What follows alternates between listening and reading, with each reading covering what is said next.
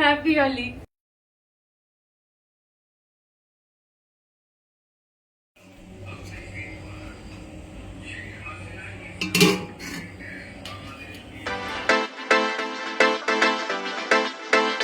প্রথমেই সবাইকে জানাই হ্যাপি হোলি। কেমন আছো বন্ধুরা? আশা করছি সবাই খুব ভালো আছো। সোনাশুট ব্লগে তোমাদের সবাইকে ওয়েলকাম। আজকে কিন্তু খুব তাড়াতাড়ি ঘুম থেকে উঠে পড়েছি, আর ঘুম থেকে উঠেই কিন্তু তাড়াতাড়ি করে স্নান করে নিয়েছি। প্রতি বছরেরই মতো আমি স্নান টান করে কিন্তু ঠাকুরের কাছে চলে এসেছি। তো হোলির দিনে কিন্তু দেশে থাকা হয় না, প্রতি বছরই কিন্তু লাতুরেই কাটানো হয় হোলিটা।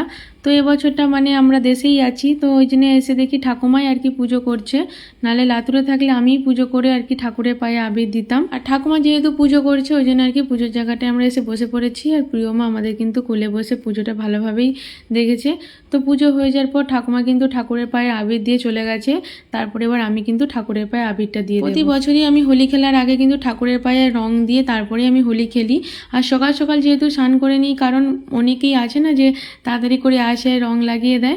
তো আমি চাই যে আমাকে রং লাগানোর আগে আমি কিন্তু ঠাকুরের পায়ে আগে রং দিয়ে দেবো, বড়দের পায়ে আগে রং লাগিয়ে আশীর্বাদ নেব, তো তারপর আমি হোলি খেলতে যাব। আর তোমরাও কিন্তু অবশ্যই কমেন্টে জানিও যে হোলিটা তোমরা কিভাবে কাটিয়েছো, কিভাবে খেললে, কেমন মজা করলে, আমাকে কিন্তু পুরোটাই জানিও। প্রিয়ম তো এদিক ওদিক শুধু তাকে দেখছি যে মামাম কি করছে, কেন এসব করছে, ও তো কিছুই বুঝতে পারছে না। তো আমার সব ভগবানের পায়ে রং লাগানো হয়ে গেছে। রং লাগানোর পর ঠাকুরের কাছে আশীর্বাদ নিয়ে নিচ্ছি।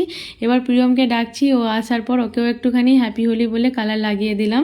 যেহেতু বছর একটা দিনই আসে, তো এই জন্য আর কি সবাই মিলে কালার একটু খেললে ভালোই লাগে, আর ও বুঝতে পারবে না হোলিটা কি জিনিস। আর বাইরে এসে দেখি তো বাচ্চারা পুরো কালার খেলা শুরু করে দিয়েছে, আর ওদেরই তো বেশি মজা হচ্ছে, আর ওদেরগুলো দেখে আরো বেশি মানে ভালো লাগছে। তো ভাবলাম তোমাদের সাথে একটু শেয়ার করি যে ওরা কিভাবে কালারটা খেলছে। তো সকাল সকাল বাচ্চারাই কিন্তু কালার খেলতে লেগে যায়, বড়রা কিন্তু পরে খেলে, যেহেতু সবাই যে তার কাজে যায়, কাজে ব্যস্ত থাকে। তো সমস্ত কাজকর্ম করার পরে কিন্তু বড়রা কালার খেলে। তো এখন বাচ্চারাই খেলছে, তো এই রাস্তায় আর কি ছুটোছুটি করে খেলছে।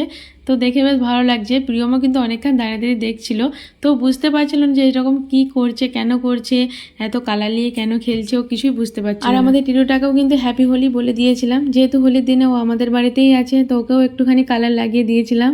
তো ও পালকে একটুখানি লেগে আছে, মাথায় যেটা দিয়েছিলাম সেটাও ফেলে দিয়েছে ঝেড়ে। টিটুকে হ্যাপি হোলি বলার পর আমি এবার সবার বড়দের পায়ে আর কি কালার লাগিয়ে আশীর্বাদ নিয়ে নেব। তো প্রথমে বাবার পায়ে রং লাগিয়ে আশীর্বাদ নিয়ে নিচ্ছি, আর প্রিয়মকেও বলছিলাম যে দাদানের পায়ে রং লাগিয়ে আশীর্বাদ নাও। তারপর ঠাকুমার পায়ে আশীর্বাদ নিয়ে নিচ্ছিলাম কালার দিয়ে। এখানে রান্না তোড়জোড় হয়ে গেছে, মায়ের ডিউটি মা করতে লেগে গেছে, মা জানে আমাকে রান্না করতে হবে। তো মা এখানে কাটাকুটি করে রান্না বসে দিয়েছে। Happy Holi, happy Holi.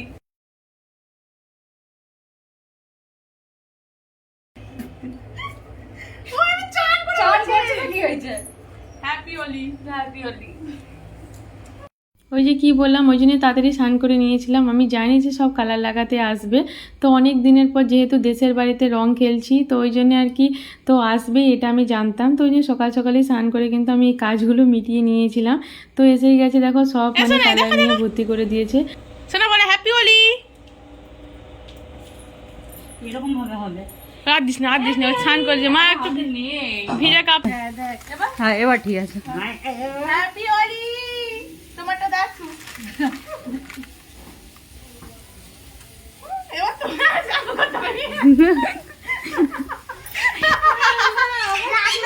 হোলির দিনে তো এই হিংসাটা একটু চলেই, বলো। আমাকে যখন কালার লাগিয়েছো আমিও সবাইকে কালার লাগাবো, ওই জন্য আমিও কালার নিয়ে বেরিয়ে পড়েছিলাম রং খেলতে। প্রিয়মকে নিয়ে আসেনি, যেহেতু এখানে সব বেশি করে রং আর অনেক জল নিয়ে খেলাধুলো করবে, তো প্রিয়মকে নিয়ে আসেনি। মাকেই বললাম যে ওকে একটু সামলাও, আমি একটু রং লাগিয়ে আসি। তো রং লাগাতে এসে দেখি এখানে সবাই নাচানাচি করছে, রং খেলছে, তো আমরাও এখানে ওদের সাথে একটু নাচানাচি করে রং খেলে নিলাম। তারপর তো এই যে এখানে সবাইকে মানে শু করিয়ে জল দিয়ে সব রং লাগানো এইসব হচ্ছিল। তো এখানে আমাদের সামনে যে ব্রহ্মা মন্দিরটা আছে সেখানে আর কি সব মানে গোটা বাকুলের হরিনাম হয়ে গেছে, এবার লাস্টেই ব্রহ্মা ঠাকুরের মন্দিরে আর কি হরিনাম হচ্ছে। আর এখানে সবাই ভিড়ও হয়ে গেছে, যেহেতু এখানে হরিলুট হবে, বাতাসা কুড়ানো হবে, তো সেই জন্য সবাই ভিড় হয়ে গেছে এখানে হরিলুট হবে বলে। এখানে সব কিছু কমপ্লিট হয়ে গেছে, মানে গোটা বাকুলের গান গাওয়া, হরিলুট করা, তারপরে আবার রং নিয়ে আর কি সবাই বেরিয়েছে। এবার সবাই রং খেলাখেলি করছে, আর বড়রা যারা আছে সবাই বলছে এবার গান চালাও, সব গান হবে, নাচানাচি হবে। তো সেই জন্য আর কি সব গান চালিয়ে নাচানাচি হচ্ছিল। তো সেইভাবে আগে থেকে কোনো কিছু প্ল্যান ছিল না যে এইভাবে রং খেলাখেলি হয়ে নাচানাচি করবে। তো সেই জন্য আর কি আগে থেকে বক্স আরে ভাড়া করা হয়নি। তো ছোট্ট একটা ব্লুটুথ নিয়েই কোনো রকমের গান চালিয়ে নাচানাচি হচ্ছিল। তো সেইভাবে খুব একটা মজা হয়নি, মানে গানটা যদি আর একটু জোরেভাবে বাজতো তাহলে নাচানাচি করে আরও খুবই মজা হতো। তো তবু সেই লেভেলে কিন্তু মজা করেছি, খুব আনন্দ করেছি। অনেক দিনের পর মানে দেশের বাড়িতে রং খেলেছি, সেইভাবে মজা হয়েছে। সবাই এত রং মেখেছিল যে কেউ কাকে চিনতেই পারছিল না, মানে নিজের মুখ তো নিজেই চিনতে পারছিল না। আর ও সাইড থেকে তো মা প্রিয়মও মানে দেখছিল, মানে প্রিয়ম তো দূর থেকেই আর কি আমাকে দেখছিল, কিন্তু চিনতে পারছে না যে কোনটা মাম্মা। তো ও আসতে চেয়েছিল এখানে, তো আমি আর মাকে বলি না ওখানে ওকে আর এখানকার কি নিয়ে এসো না। তো আমি প্রথম থেকেই জানি যে প্রিয়মকে অত রং খেলতে দেবো না, কারণ এইসব কেমিক্যাল রঙগুলো না লাগানোই ভালো। তো ওই জন্য আমি সকাল সকালে ওকে স্নানটা মানে সকাল সকাল নেই মানে তাড়াতাড়ি স্নানটা করিয়ে দিয়েছি। আর যেহেতু তাড়াতাড়ি আরও স্নান করিয়ে দিয়েছি, কারণ ও তো কারো কাছে স্নান করবে না, কোনো কিছুই করবে না, জামা প্যান্টও পরবে না। তো আমি জানি আমি রং খেলতে বেরোবো, তো সেই জন্য আর কি আমি আমার কাজ গুছিয়ে ওরও আর কি কাজ গুছিয়ে নিয়েছিলাম। আর মাকে বলেছিলাম যে তুমি শুধু আজকের দিনটা ওকে আর কি কোনো রকমের ভাত খাইয়ে দাও, যাই হোক করে। রং খেলাখেলি সবই ঠিক ছিল, নাচানাচি সবই ঠিক ছিল, কিন্তু মাঝখানে এসে এই একটা গন্ডগোল জিনিস হয়ে গেল। গন্ডগোলটা যে তোমরা দেখতেই পাচ্ছ, মানে এবার রাস্তায় শু করিয়ে মানে যত রং ছিল মানে গায়ে ঢেলে দিয়েছে। আর সামনে যে পুকুরটা ছিল, তো পুকুরে আর কি পচা জল, জলটা এত দুর্গন্ধ ছিল, সেই জল নিয়ে এসে গোটা গায়ে ঢালা, এত দুর্গন্ধ ছাড়ছিল মানে গা থেকে, কি আর বলবো। মানে এবার আমাকে জল ঢেলেছে, আমিও তো এবার চাইবো যে সবার গায়ে ওই পচা জল ঢালা হোক।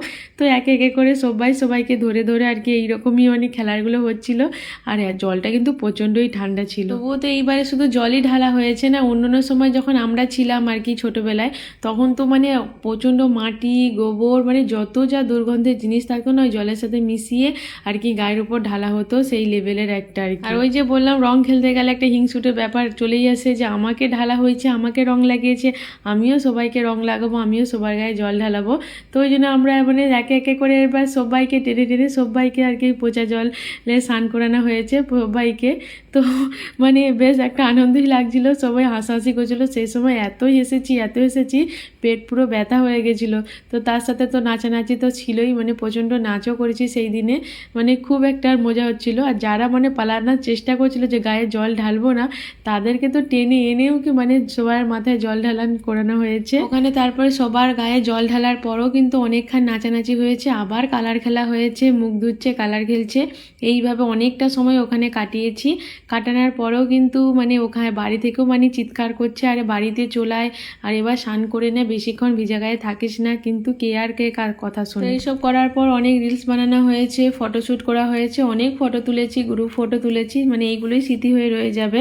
পরের বছর কে কোথায় থাকবো তো ঠিকভাবে তো জানি না, কিন্তু মানে এইটা তো জানি যে মানে এইগুলো আর কি স্মৃতি হয়ে রয়ে যাবে, সবাই মিলে আনন্দ মজা করেছি। তো পরের বছরে কিন্তু দেশে মানে দেশেই হোলি কাটানোর আর কি খুবই ইচ্ছে আছে।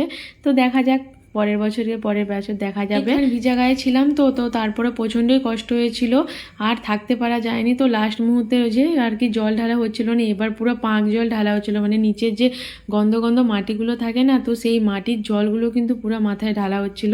তো আমি আর সেখানে ছিলাম না, প্রচণ্ড আমি বাড়ি চলে গিয়েছিলাম। তো বললাম যে আমি আসছি বা স্নান করে নিই, কারণ অনেকখানি ভিজা গায়ে আছে তো জ্বর সর্দি হওয়ার বেশি মানে চান্স থাকে।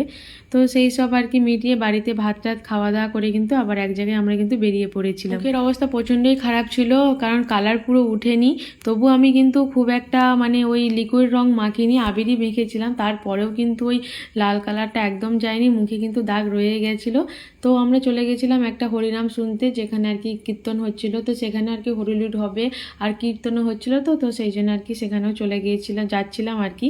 তো এসে দেখি এখনও কীর্তন চলছিল, মানে আমরা তাড়াহুড়ো করে যাচ্ছিলাম যে ভাবছিলাম শেষ হয়ে গেছে নাকি।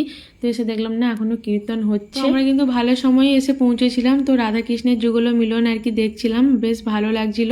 তো এই সিনটা আর কি দেখার জন্য খুবই মানে ভাগ্য থাকা দরকার, এরকম সবাই বলতো আমাদের ঠাকুমারা। তো এসে দেখেছি যে খুব ভালোভাবে আর কি কীর্তনটা হচ্ছিল। তো তারপরে লাস্ট মুহূর্তে আর কি হরিনাম হচ্ছিল, তো আমরা সবাই কিন্তু নাচানাচি করে নিচ্ছিলাম। আর এতটা প্রচণ্ড পরিমাণে ঘেমে গেছিলাম, দেখতেই পাচ্ছ তোমরা। আর গোটা মুখ কিন্তু লাল হয়েছিল, যে আমার মানে মুখের কোনো কালারই উঠেনি, দেখতেই পাচ্ছ। পুরো কালার উঠেনি এটা বলবো না, মানে উঠেছে আর কি, তবু লাল লাল রয়ে গেছে। তো মুখটা যেন পুরো বেকারই দেখতে লাগছিল। তো অনেক বাতাসা ঘুরিয়েছি, এই যে অনেক চকলেটও পেয়েছি। এখন জানো তো শুধু বাতাসা কিন্তু ঘুরানো হয় না, তার সাথে কিন্তু অনেক চকলেটও ঘুরানো হয়। এই যে কত বাতাসা ঘুরিয়েছি, ওই জন্য তোমাদের দেখলাম। সেখানে কোনো আর ভিডিও করতে পারিনি। তো তারপরে যে বাড়িতে এসে দেখি ঝিঙ্গা আলু তরকারি হয়েছে আর রুটি হয়েছে, অনেকটাই যেহেতু দেরি হয়ে গিয়েছিল। সারাদিনে এত নাচানাচি করেছি, তো গা হাত পুরো ব্যথা হয়ে গিয়েছিল। তো সারাদিনে কি করেছি সবই তোমাদের সাথে শেয়ার করলাম। আশা করছি ভিডিওটা তোমাদের খুবই ভালো লাগবে। আর ভালো লেগে থাকলে কি করতে হবে তোমাদের সবাই জানো। তাহলে ভালো থেকো, সুস্থ থেকো, টাটা।